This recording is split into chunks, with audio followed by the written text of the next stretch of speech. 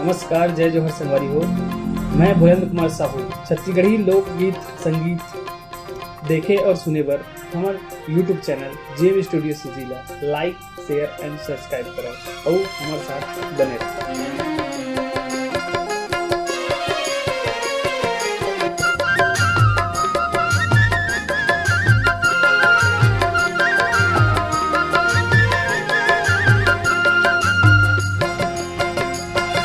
छनकावत चूड़ी औ खनकावत कंगना,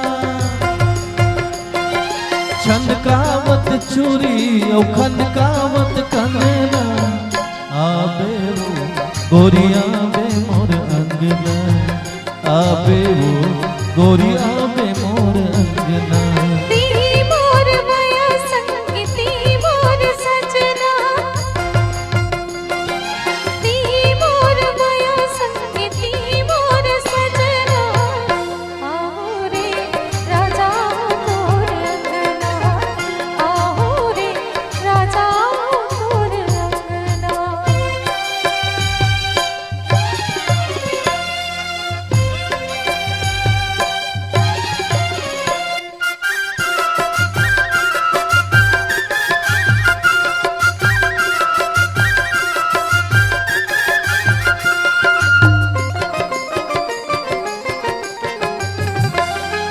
मिर्गिन कसरेंग न तोर भावे,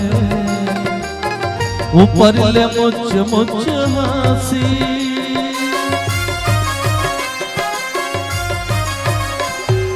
माया मखवाए काम तौना, लागे मोला मतासी। छोड़े कभू छूटे जन, छोड़े कभू छूटे जन, ए प्रीत के बंधना, आबे वो गोरिया बे मोर अंगना, आबे वो गोरिया बे मोर अंगना।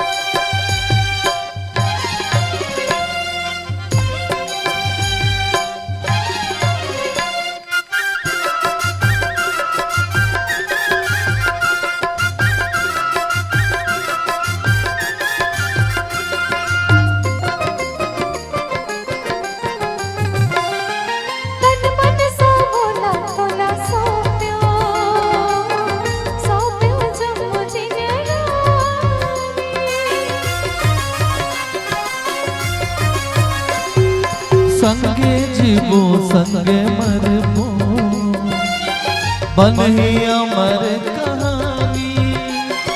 रात दिन उठत बैठत, रात दिन उठत बैठत, देखो ये सपना, आबे वो गोरिया बे मोर अंगना, आबे वो गोरिया बे मोर अंगना।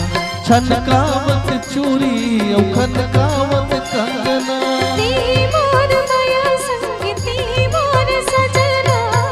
आबे वो रानिया बे मोर अंगना।